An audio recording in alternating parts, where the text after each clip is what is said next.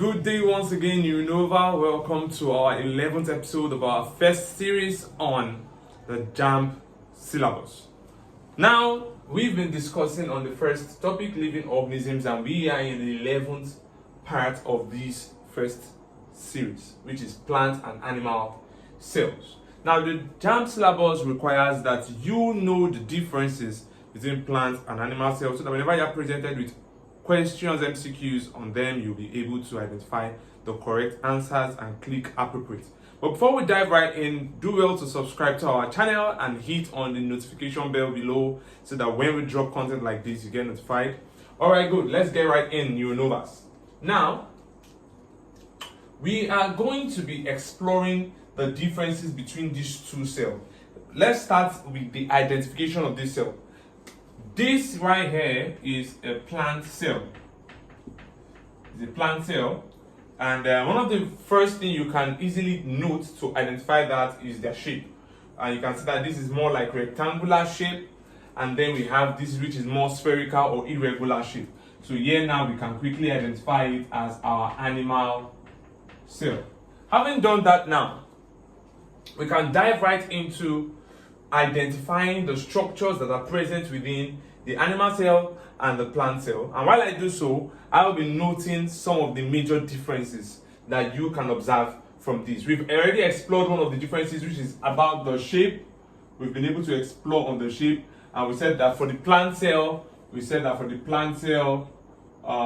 it's rectangular in shape, right? Rectangular in shape. And we said for the animal cell, it's more spherical, or you can see sometimes irregular. It's irregular in shape. You see that now? So that's one of the major differences we've been able to explore. Now look at this place here. This is the nucleus, this is the nucleus. So we can quickly identify this here as the nucleus of the cell. So I'll label it here, the nucleus of the cell. So this is the nucleus. Same thing with this guy here. So I can just label it here. This is the nucleus. So we're going to post a video to teach how to label as a biology student. We'll be teaching you how to label as a biology student, and that will help you so well. So here now, we can quickly appreciate that around the nucleus, from our previous class, we said that the nucleus is the double membrane bound organelle, but this is a diagram here, and we might not be able to explore the double membrane structure of the nucleus, but we can quickly identify that this right here is the nuclear envelope. So that means around the nucleus, we are expected to have the nuclear envelope, also known as the nuclear membrane. So we have the nuclear envelope. So the nuclear envelope. Same thing is happening in the plant cell.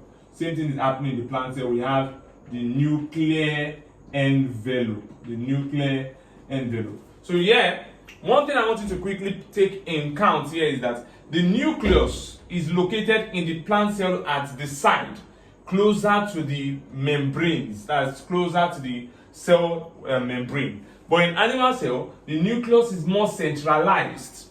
That's another important difference that you should take note of here. The location of the nucleus. So we're looking at the location of nucleus, because that location of nucleus is another point that serves as the difference between plant and animal cell. So we said in plant cell, the nucleus is located where? For plant cell, is located more to the what? More to the side.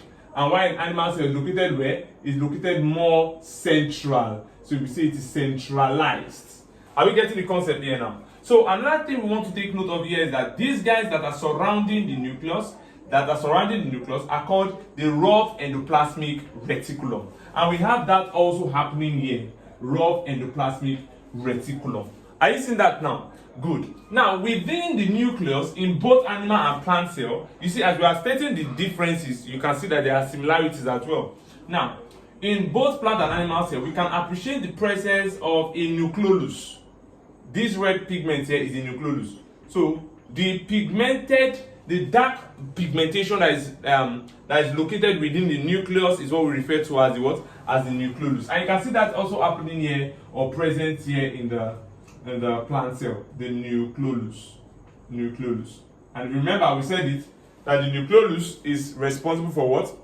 For producing ribosomes, right? Whenever RNA combines with certain kind of proteins. We said that in our earlier lecture. All right, good. Now, Having done that now, we'll look at the external compartment.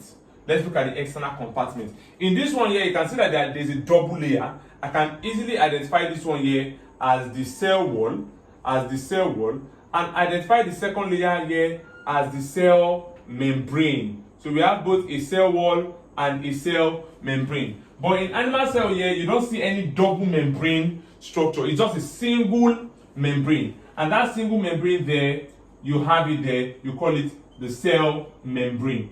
That tells you that both plant and animal cell have a cell membrane, but plant has cell wall while animal lacks cell wall. So I can come here and write cell wall. Are we there now? So we can put here, in plants cell wall is present, but in animals cell wall is absent. There we have it. Now we also have this structure that's right here. This structure here is also here. We call it the Golgi apparatus, sometimes called Golgi bodies. Golgi apparatus. As you can see, it's present in both the plant cell and the animal cell. Another important thing I want you to take note of here is that in plant cell we have a very large contractile vacuole, or we can just say vacuole. We have a very large vacuole, but in animal cell we have a small vacuole.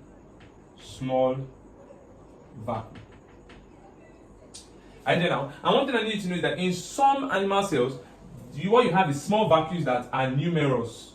So you have more than one of them. And then also we can come here and just write for vacuole. Vacuole is, for plants here, is large, and in animal vacuole is small.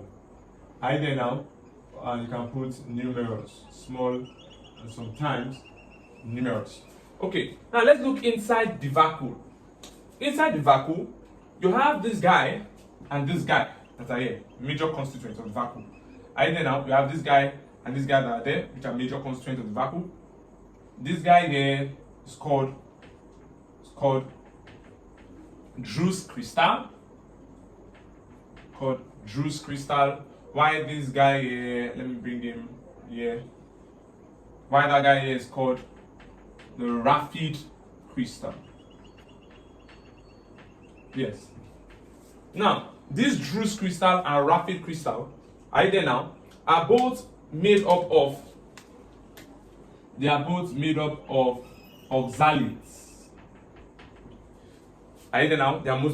of oxalates, precisely calcium oxalates, and they help in regulating calcium ions.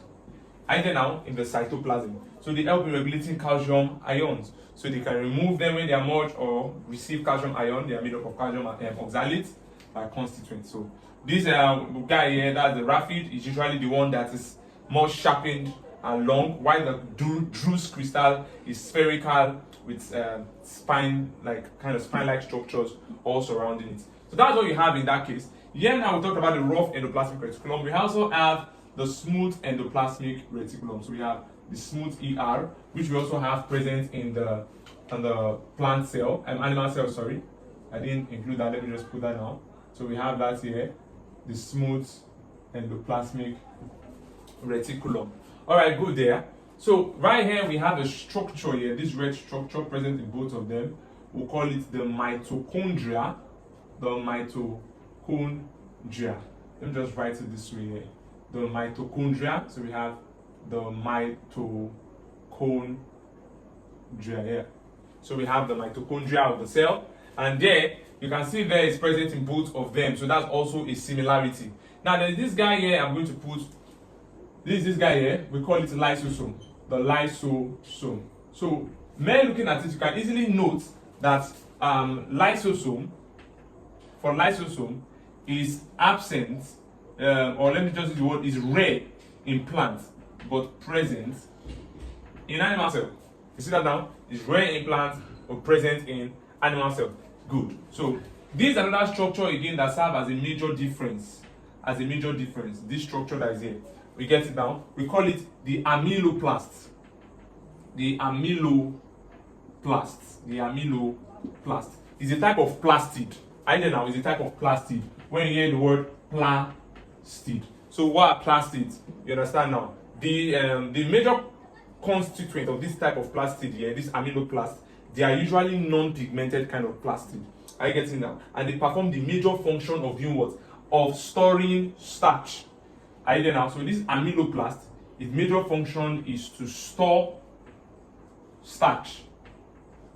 You understand now? You know, plants store, you understand, their food in form of starch. So you have that there. And that's the amyloplast, which is the plastid. Another plastid again that we have in this diagram here is your chloroplast.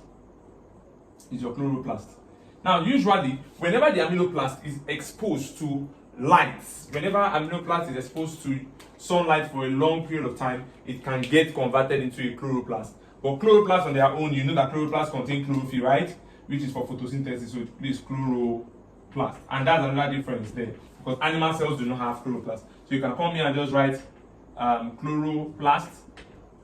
You understand it's a plastid present in animal cells, but absent in plant cells.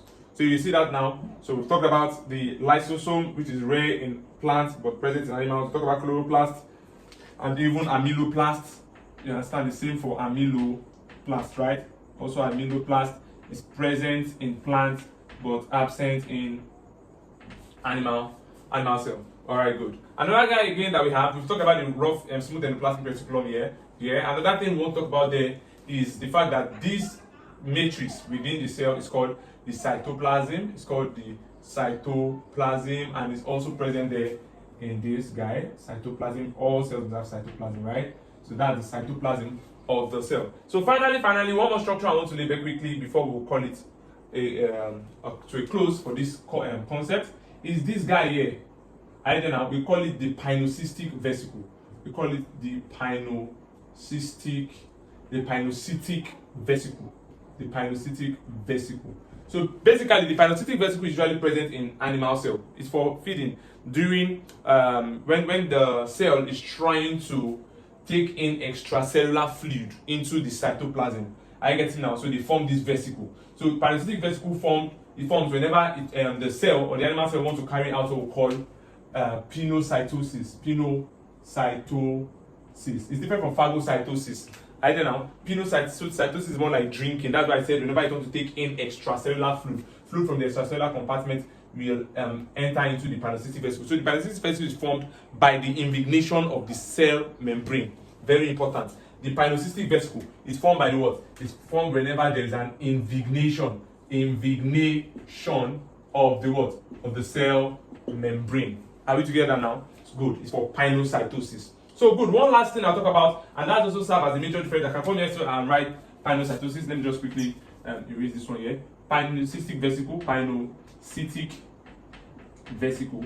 And I said in plant cell it is absent, but in animal cell it is present. Lastly is the centrioles.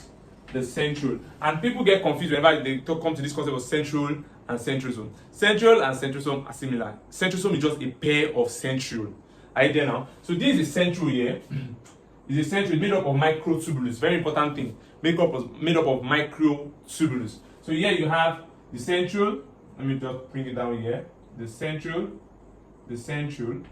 Assuming they were in pair. Maybe another one is like this also. Maybe I put them in pair here. Maybe the other one is like this also.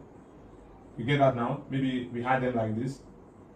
At that point, you can now refer to them as a centrosome. So if they were in pair like this, you call it a centrosome, but single is a centriole. So a centrosome is just a pair of centriole. What's the major function of this centriole? The centriole, okay, let me first of all identify it here. In plants, it is absent. It is absent. Centriole is absent in plants. But you can find them present in some lower plants. Very important. It's absent in all higher plants, but you can find them present in some lower plants. So you have the centriole is absent in plants, generally higher plants, and present in animals.